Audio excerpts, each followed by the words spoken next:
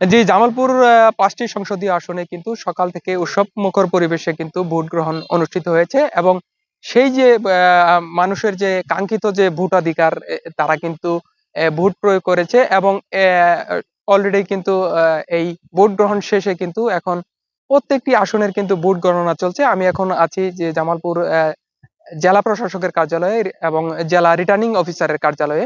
তো এইখানে কিন্তু যে সাধারণ যারা বিভিন্ন কর্মী সমর্থক, বিভিন্ন দলের যে যারা কর্মী সমর্থক রয়েছে, তারা কিন্তু এই ভোটের যে ফলাফল, এই ফলাফল নেয়ার জন্য কিন্তু তারা অপেক্ষমান রয়েছে এবং এই ভোটারদের ভিতরে কিন্তু ফলাফল ঘোষণার পর থেকে কিন্তু তাদের ভিতরে একটা কিন্তু আনন্দ উল্লাস কিন্তু দেখা যাচ্ছে। জেলার ৫টি সংসদীয় আসনে মোট প্রার্থী রয়েছে ৩৪ জন এবং জেলার এ জেলায় মোট ভোটার ২১,১৮,৮২৩ জন ভোটার রয়েছে। তার মধ্যে এই জামালপুর ১ আসনে বিএনপির প্রার্থী এম রশিদুজ্জামান মিলাদ এবং বাংলাদেশ জামায়াতে ইসলামের প্রার্থী নাজমুল হক সাইদী এবং জামালপুর ২ আসনে বিএনপির প্রার্থী সুলতান মাহমুদ বাবু এবং তার যে প্রতিদ্বন্দ্বী বাংলাদেশ জামায়াত ইসলামের প্রার্থী সামিউল হক ফারুকী এবং জামালপুর ৩ আসন যেটি মেলান্দ মাদারগঞ্জ নিয়ে গঠিত, এই আসনটিতে বিএনপির প্রার্থী মোস্তাফিজুর রহমান বাবুল এবং তার যে প্রতিদ্বন্দ্বী বাংলাদেশ জামায়াত ইসলামের প্রার্থী মুজিবুর রহমান আজাদী এবং জামালপুর ৪ সংসদীয় আসন যেটি সরিষাবাড়ী উপজেলা নিয়ে গঠিত, এই আসনে বিএনপির প্রার্থী জামালপুর জেলা বিএনপির সভাপতি ফরিদুল কবির শামীম তালুকদার এবং দ্বন্দ্বী রয়েছে অ্যাডভোকেট আব্দুল আওয়াল এবং জামালপুর সদর আসনটিতে বিএনপির প্রার্থী জেলা বিএনপির সাধারণ সম্পাদক অ্যাডভোকেট শাহ মোহাম্মদ ওয়ারেস আলী মামুন এবং তার যে নিকটতম প্রতিদ্বন্দ্বী রয়েছে বাংলাদেশ জামায়াতে ইসলামের প্রার্থী মাওলানা আব্দুল সাত্তার।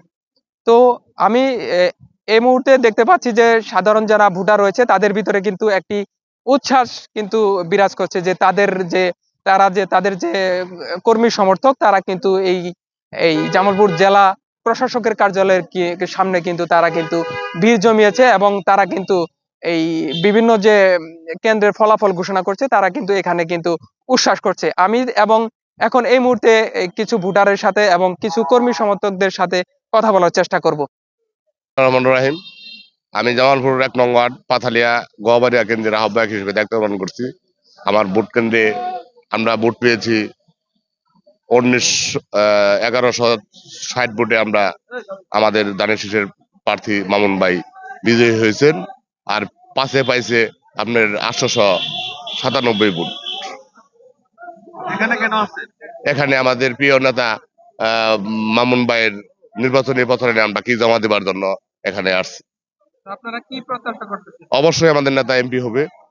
সব ভোটে সব কেন্দ্রে আমরা ফলাফলে এগিয়ে আছি। তাজ কেন্দ্রের সদস্য সচিব ছিলাম।